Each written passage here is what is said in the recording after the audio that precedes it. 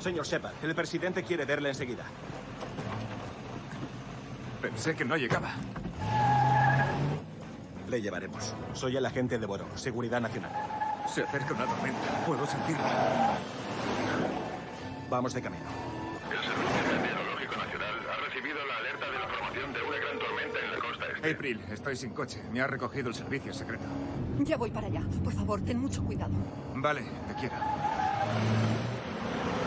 Puede ir más deprisa. Estamos a punto de reunirnos con la escolta. Señor Shepard, sujétese.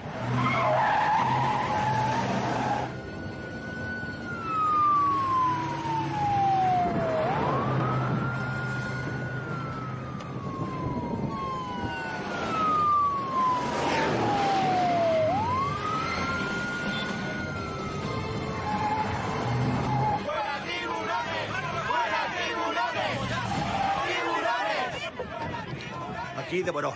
Llevamos el paquete. Despejen la calle 1 sudeste de inmediato.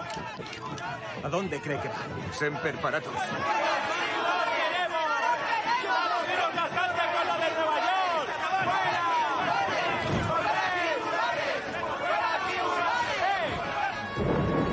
¡Arrepentíos! ¡El fin se acerca! ¡Arrepentíos! ¡Oh! ¡Yo he estado en el vientre de la bestia!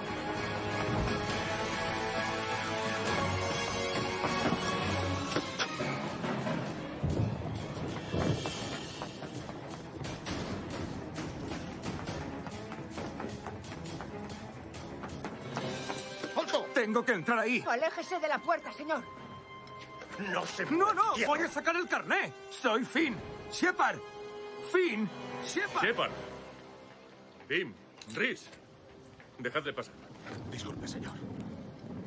Señor Shepard, soy Gary Martin, jefe de personal. Siento el malentendido. Gracias a Dios que está aquí. ¿Ha llegado el coronel? Lo siento, no sabemos nada de él. ¿Cuándo podré hablar con el servicio meteorológico? Pronto, pero el presidente ya ha empezado. Tiene que entrar enseguida.